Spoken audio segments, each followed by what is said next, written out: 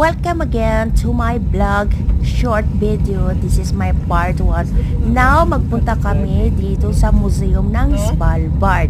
At meron po kaming mga kasama dito na galing sa mainland. So, first time nila dito magpunta sa Svalbard.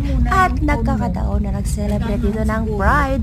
Nag-celebrate sila ng Pride. Pagkatapos nito, puwasok na kami. Tapos yung sapatos namin, kailangan namin i-cover para hindi marumihan, para hindi marumi sa loob or hindi mag-alikabok. At saka makita natin dito mga iba't ibang klaseng animals na hindi na magagat. Tapos meron silang binibinta na bonnet. Ayan. So, napakaganda po dito sa loob ng museum kasi dito po makikita ang buong storya or history about sa Svalbard. So, watch out my part 2 video.